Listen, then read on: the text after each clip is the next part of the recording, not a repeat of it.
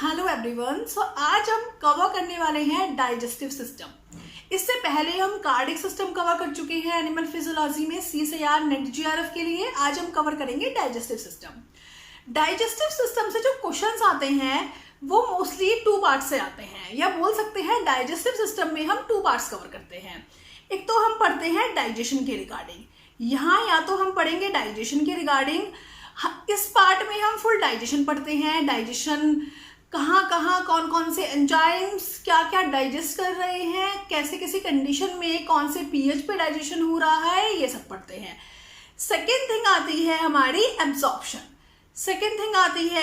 Absorption. अब है तो ये digestive system, but digestive system में डाइजेशन इतना इंपॉर्टेंट नहीं है CSIR नेट GRF के लिए। डाइजेशन इतना इंपॉर्टेंट नहीं है, डाइजेशन से क्वेश्चन आता है बट बहुत कम क्वेश्चन आता है।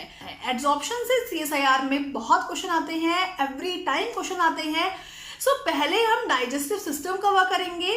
डाइजेस्टिव सिस्टम में सिर्फ important topics, important part cover करेंगे और एक ओवरव्यू लेंगे डाइजेस्टिव सिस्टम का। सो डाइजेस्टिव सिस्टम की बात करें तो डाइजेस्टिव सिस्टम में हमारे 2 पार्ट्स होते हैं। एक तो हमारी एलिमेंट्री कैनाल होती है, एक डाइजेस्टिव ग्लैंड्स होती हैं। एलिमेंट्री कैनाल आप सब जानते हैं, माउथ से एनस तक का पार्ट हमारा होता है एलिमेंट्री कैनाल का। सो माउथ इसका फर्स्ट पार्ट होता है एंड माउथ से हमारा एनस तक का पार्ट होता है एलिमेंट्री कैनाल का। हमारी हॉलो एलिमेंट्री कैनाल होती है जिसके थ्रू फूड पास होता है। एंड सेकेंड आती है डाइजेस्टिव ग्लैंड्स। डाइजेस्टिव ग्लैंड्स हमारी एसेसरी होती हैं जो कि एलिमेंट्री कैनाल के साथ मिलकर डाइजेशन परफॉर्म करती हैं। डाइजेस्टिव ग्लैंड से हमारा ग्लैंड्स है इट मीन सिक्रीशन हो रहा होगा, ग्लैंड्स है इट मीन हमारा सिक्रीशन होगा, कोई भी हमारा जूस का सिक्रीशन होगा। ओके, उसके थ्रू हमारा डाइजेशन होता है। अब एलिमेंट्री कैनाल में हमारा फर्स्ट पार्ट आता है माउथ, देन फेरिंग्स आता है, देन ईसोफेगस आता है, देन स्टमक आता है, स्मॉल इंटेस्टाइन आता है, लार्ज इंटेस्टाइन। और इस फुल प्रोसेस में, इस फूड के फुल ट्रांसपोर्ट होने में, इस फूड के फुल जर्नी में डाइजेस्टिव ग्लैंड्स हेल्प करती हैं डाइजेशन में। सलाइवरी ग्लैंड्स होती हैं, गैस्ट्रिक ग्लैंड्स होती हैं, liver as a digestive gland work करता है एंड इंटेस्टिनल ग्लैंड्स होती हैं। ये ग्लैंड्स हमारी वर्क करती हैं, एसेसरी वर्क करती हैं, एलिमेंट्री कैनाल के साथ मिलकर डाइजेशन करती हैं फूड का।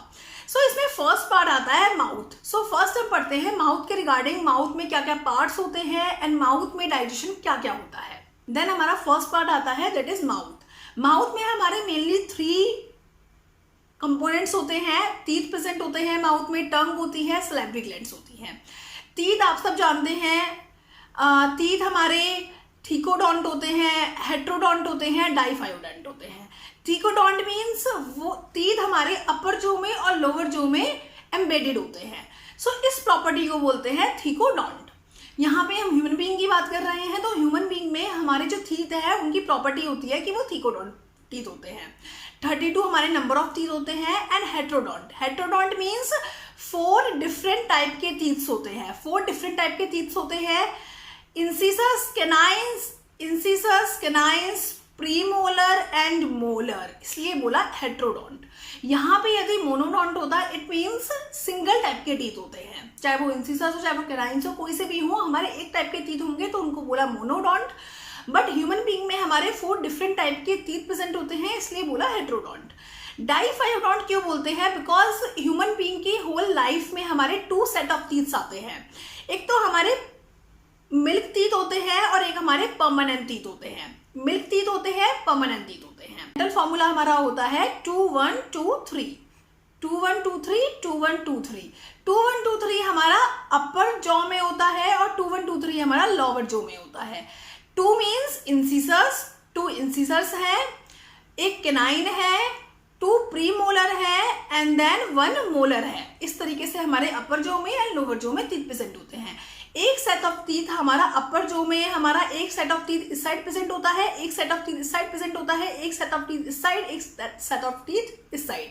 सो इट मीन्स हमारे अपर जो में 2 सेट ऑफ टीथ प्रेजेंट होते हैं एंड लोअर जो में हमारे 2 सेट ऑफ टीथ प्रेजेंट होते हैं 2 1 2 3 के। ओके, देन हमारे इंसिसर्स क्या काम करते हैं? इंसिसर्स हमारे च्विंग का काम करते हैं। जो भी हम च्विंग कर रहे हैं वो हम किसकी हेल्प से कर रहे हैं? इंसिसर्स की हेल्प से कर रहे हैं। देन कैनाइंस हमारे टीयरिंग का काम करते हैं, कैनाइंस हमारे टीयरिंग का काम करते हैं। प्रीमोलर एंड मोलर्स हमारे क्रशिंग का काम करते हैं, एंड ग्राइंडिंग का काम करते हैं, क्रशिंग का एंड ग्राइंड करने का काम करते हैं फूड को। सो ये हमारे प्रेजेंट होता है परमानेंट टीथ। जब हमारे परमानेंट टीथ होते हैं तो उनका डेंटल फॉर्मूला होता है 2 1 2 3 एंड इस तरीके से हमारे परमानेंट टीथ का डिस्ट्रीब्यूशन होता है। इफ हम बात करें मिल्क टीथ की, तो मिल्क टीथ में जो डेंटल फॉर्मूला होता है वो हमारा 2102 होता है, 2102 2102। इट मीन्स हमारे इंसिसस भी प्रेजेंट होते हैं, हमारे कैनाइन्स भी प्रेजेंट होते हैं, हमारे प्रीमोलर प्रेजेंट नहीं होते और मोलर भी प्रेजेंट होते हैं। सो हमारा जो मिल्क टीथ होते हैं उसमें हमारे प्रीमोलर प्रेजेंट नहीं होते, उनका फॉर्मूला होता है 2102। एंड टंग क्या करती है? टंग हमारी हेल्प करती है फूड को मिक्स करने में, बोलस फॉर्मेशन करने में।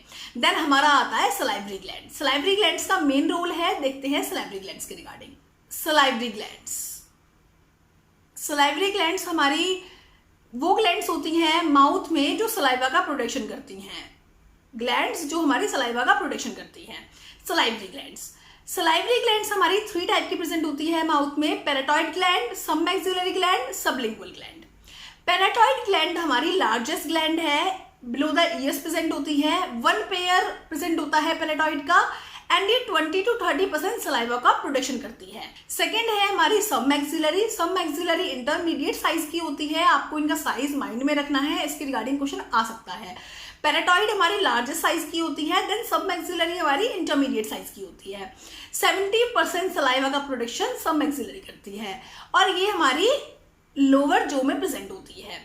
देन हमारी आती है सबलिंगुअल हमारी स्मॉलेस्ट ग्लैंड है हमारी और ये 10% सलाइवा का फॉर्मेशन करती है और ये बिलो द टंग प्रेजेंट होती है। सो ये हमारे 3 टाइप के सलाइवरी ग्लैंड्स होते हैं जो माउथ में होते हैं एंड इन सलाइवरी ग्लैंड्स की वजह से सलाइवा का फॉर्मेशन होता है। सलाइवरी ग्लैंड्स की वजह से सलाइवा का फॉर्मेशन होता है। सलाइवरी ग्लैंड्स का सिक्रीशन क्या है? सलाइवा है। अब सलाइवा हमारा 1.5 लीटर पर डे प्रोडक्शन होता है सलाइवा का, around 1.5 litre per day saliva का प्रोडक्शन होता है।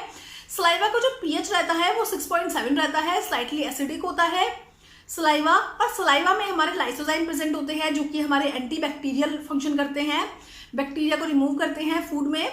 एंड म्यूकिन्स प्रेजेंट होते हैं, ये ग्लाइकोप्रोटीन है जो लुब्रिकेट करती है फूड को लुब्रिकेट करना, बॉलस फॉर्मेशन करना, उसमें रिस्पॉन्सिबल होता है म्यूकिन। देन हमारा सिक्रेटरी इम्यूनोग्लोबुलिन ए प्रेजेंट होती है जो कि हमारे यहाँ पे एंटीजन को ट्रैप करने का काम करती है माउथ में। इफ फूड में कोई एंटीजन है उसको ट्रैप करने का काम करती है, सिक्रेटरी IgA प्रेजेंट होती है, सिक्रेटरी इम्यूनोग्लोबुलिन ए। अब यदि हम डाइजेशन की बात करें कि सलाइवा से के थ्रू और माउथ में क्या क्या डाइजेशन हो रहा है, तो उसके लिए एंजाइम्स भी प्रेजेंट होने चाहिए। तो हमारा सलाइवा में हमारे 2 टाइप्स के एंजाइम प्रेजेंट होते हैं, salivary alpha amylase enzyme, lingual lipase enzyme. So हमारे जो माउथ में अभी तक एंजाइम्स आए वो 2 एंजाइम्स आए, एक तो सलाइवरी अल्फा अमाइलेज एंजाइम, एक लिंगुअल लाइपेज एंजाइम। देखते हैं इनका क्या फंक्शन होता है। अब हमारा बक्कल कैविटी में माउथ में डाइजेशन हो रहा है, तो क्या क्या डाइजेशन हो रहा है। अब हम जिसका भी डाइजेशन पढ़ेंगे, चाहे वो इंटेस्टाइन में पढ़े, चाहे वो हमारा गैस्ट्रिक ग्लैंड्स के थ्रू पढ़े, स्टमक में पढ़े, तो हम 3 मेन कंपोनेंट होते हैं फूड में, प्रोटीन, लिपिड एंड कार्बोहाइड्रेट, इनका डाइजेशन पढ़ते हैं। सो हमेशा हम जब भी बात करेंगे डाइजेशन की तो इसी तरीके से कंपैरिजन करेंगे कि हाँ प्रोटीन का डाइजेशन हो रहा है या नहीं हो रहा है, कार्बोहाइड्रेट का हो रहा है या नहीं हो रहा है। तो यहाँ पे आपको बता दिया जाए कि बक्कल कैविटी में प्रोटीन का डाइजेशन बिल्कुल भी नहीं होता है, प्रोटीन का डाइजेशन बिल्कुल भी स्टार्ट नहीं होता है बक्कल कैविटी में। यहाँ तक कोई भी एंजाइम प्रेजेंट नहीं होता प्रोटीन को, अमाइनो एसिड को डाइजेस्ट करने के लिए। बक्कल कैविटी में लिपिड्स का एंड कार्बोहाइड्रेट का डाइजेशन होता है। अब कैसे होता है देखते हैं। स्टार्च एंड ग्लाइकोजन, हमारे फूड में कार्बोहाइड्रेट की फॉर्म में स्टार्च और ग्लाइकोजन प्रेजेंट होगा, तो स्टार्च और ग्लाइकोजन का डाइजेशन अल्फा अमाइलेज की हेल्प से होता है। अल्फा अमाइलेज 6.7 pH पे डाइजेस्ट करता है स्टार्च को, ग्लाइकोजन को, और फॉर्म करता है माल्टोज का, आइसोमाल्टोज का एंड डेक्स्ट्रिन का। अब ये क्या करता है, ये हमारा अल्फा 1,4 बॉन्ड को, अल्फा 1,4 ग्लाइकोसिडिक बॉन्ड को ब्रेक कर देता है, अल्फा 1,4 ग्लाइकोसिडिक बॉन्ड को ब्रेक कर देता है। ना तो ये हमारा टर्मिनल अल्फा 1,4 ग्लाइकोसिडिक बॉन्ड को टच करता है, ना ये हमारा अल्फा 1,6 ग्लाइकोसिडिक बॉन्ड को टच करता है। इट मीन्स अल्फा 1,6 बॉन्ड को ब्रेक नहीं करता, टर्मिनल अल्फा 1,4 बॉन्ड को ब्रेक नहीं करता। इट मीन्स इफ हमारे ये कार्बोहाइड्रेट है और कार्बोहाइड्रेट अटैच है हमारे सो ये कार्बोहाइड्रेट के बिटवीन बॉन्ड को ब्रेक करता है, टर्मिनल बॉन्ड को ब्रेक नहीं करता, और अल्फा 1,6 जो ब्रांच वाले बॉन्ड होते हैं उनको ब्रेक नहीं करता। इस बात को माइंड में रखना है। यहाँ से क्वेश्चन आता है कि हमारा जो अल्फा अमाइलेज है, अल्फा अमाइलेज कौन कौन से बॉन्ड्स को ब्रेक करता है। तो अल्फा अमाइलेज टच नहीं करता बिल्कुल भी अल्फा 1,6 बॉन्ड को, जो कि हमारे किसके लिए रिस्पॉन्सिबल होते हैं, ब्रांचिंग के लिए रिस्पॉन्सिबल होते हैं।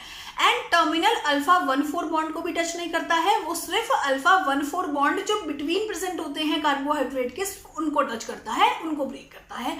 और उसके थ्रू हमारा किसका प्रोटेक्शन करता है, माल्टोज का, आइसोमाल्टोज का एंड डेक्स्ट्रिन का। सो ये alpha 1,6 bond and terminal alpha 1,4 bond को बिल्कुल टच नहीं करता, ये स्पेयर रहते हैं, इनको टच नहीं करता, सिर्फ अल्फा 1,4 बॉन्ड को ब्रेक करता है, जिसके थ्रू हमारा माल्टोज, आइसोमाल्टोज एंड डेक्स्ट्रिन का फॉर्मेशन होता है।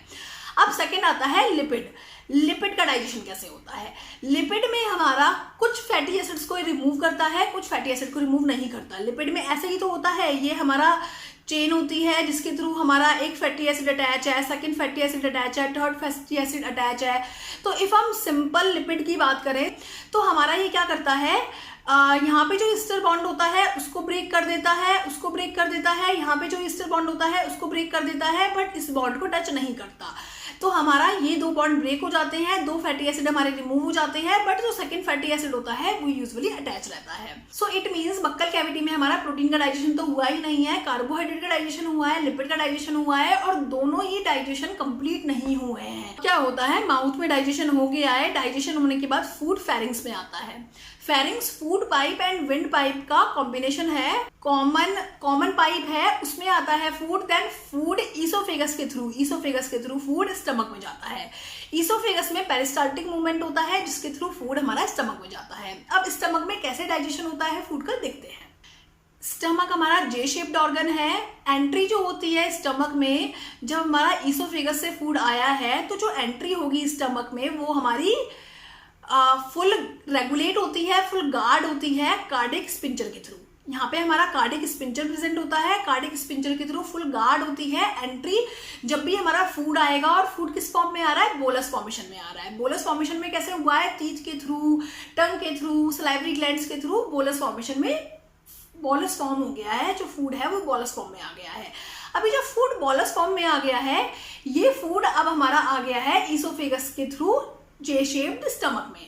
अब जे शेप्ड स्टमक में जब फूड आता है, सिर्फ जब ही ये कार्डिक स्पिंचर ओपन होता है, अदरवाइज ये कार्डिक स्पिंचर ओपन नहीं होता। इसके थ्रू गार्ड रहता है, रेगुलेट रहता है कि हमारा फूड का बैक फ्लो ना हो जाए एक बार स्टमक में आने के बाद। इसलिए सिर्फ जब फूड आता है जब ही ये ओपन होता है और फूड को अंदर ले लेता है और क्लोज हो जाता है। बट क्या होता है, कभी कभी इसमें माल फंक्शनिंग हो जाती है, कभी कभी इसमें प्रॉब्लम आ जाती है, स्मोकिंग की वजह से, अल्कोहल की वजह से, ड्रग्स की वजह से कार्डिक स्पिंचर में प्रॉब्लम आ जाती है, जिसकी वजह से कार्डिक स्पिंचर रेगुलेट नहीं फंक्शन करता, रेगुलेटरी वे में फंक्शन नहीं करता, इरेगुलर वे में फंक्शन करता है। इस डिजीज को, इस डिसऑर्डर को बोलते हैं GERD, gastro oesophageal reflex disease. अब हमारा जो स्टमक है उसमें हमारे 4 पार्ट्स होते हैं, funds, body, antrum, pyloric.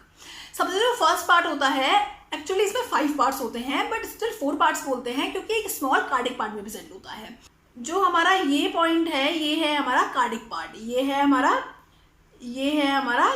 Cardiac part. Okay, then हमारा प्रेजेंट होता है फंडस, प्रेजेंट होता है, देन हमारा बॉडी, इस पार्ट को बोलते हैं बॉडी, देन इस पार्ट को बोलते हैं एंट्रम, एंड देन जो एंड पार्ट होता है, जो स्मॉल इंटेस्टाइन से एकदम से टच होता है, उसको बोलते हैं पाइलोरिक रीजन, और यहाँ पे हमारा प्रेजेंट होता है पाइलोरिक स्पिंचर। जैसे यहाँ पे कार्डिक स्पिंचर प्रेजेंट था, ऐसे ही यहाँ पे पाइलोरिक स्पिंचर प्रेजेंट होता है। ये भी जब भी ओपन होता है जब फूड को जाना होता है स्टमक से स्मॉल इंटेस्टाइन में, जब भी ओपन होता है। सो इस तरीके से हमारा स्टमक में फूड का आना, स्टमक से फूड का जाना रेगुलेट होता है कार्डिक स्पिंचर के थ्रू और पाइलोरिक स्पिंचर के थ्रू। अब स्टमक के फंक्शन क्या है? स्टमक के 2 फंक्शन हैं। एक तो स्टमक डाइजेशन करता है, ये फंक्शन सबको पता है, स्टमक डाइजेशन करता है फूड का, स्टमक में डाइजेशन होना होता है फूड का। सेकंड होता है स्टोरेज, स्टमक क्या करता है, फूड को स्टोर भी करता है, क्योंकि स्टमक में around 3 to 4 hour food stay करता है, इसलिए इसको टेम्पररी स्टोरेज भी बोलते हैं। ये हमारा टेम्पररी स्टोर करता है फूड को, इसलिए इसको बोलते हैं कि ये स्टोर भी करता है फूड को। 2 फंक्शंस होते हैं, स्टोरेज करता है फूड का, टेम्पररी स्टोरेज करता है फूड को, एंड सेकंड होता है हमारा डाइजेशन, डाइजेशन करता है। सो हमारा कैसे डाइजेशन होता है फूड का स्टमक में, कौन कौन सी सेल्स प्रेजेंट होती हैं, कैसे कैसे डाइजेशन होता है, ये बहुत इंपॉर्टेंट है, इसको हम नेक्स्ट वीडियो में कवर करेंगे। So best of luck, thank you.